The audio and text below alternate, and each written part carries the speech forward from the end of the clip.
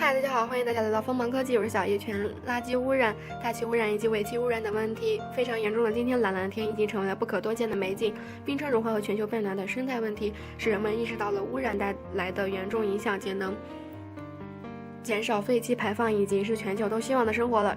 各个国家在寻找新的清洁能源，使用新的清洁能源已经成为了必然的趋势。在生活节奏十分快的当前，如果一定要给交通工具的污染程度还一个名次的话，那么排在首位的一定不是汽车，也不是飞机，而是轮船。现在的船舶港口已经成为空气污染最大的来源。如果说是彻底停止使用，那么显然不太可能。那么我们应该如何来降低轮船的大气污染呢？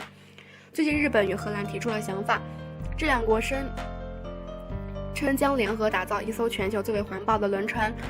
EcoShip 厕所船主要使用的是柴油、天然气的双燃料动力系统，同时还设置有750千瓦的可伸缩风力发电机以及10个可收起的太阳能帆板。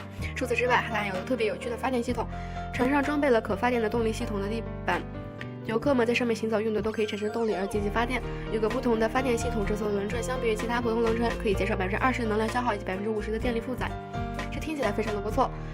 除了上述特点以外，这艘船的船型十分的独特，设计原型来自于蓝鲸，这样的造型可以让它更少的能量拥有更多的动力。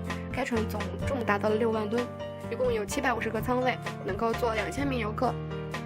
如果这艘船被成功演示出来，那我们大气污染又会减少很大一部分。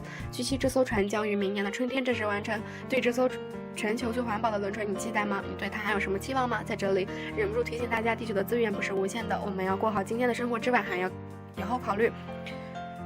这已经不是一个人或是一部分的人的事，而是每个人自己都应该明确的事。好了，今天大家介绍到这里，我们下期再见。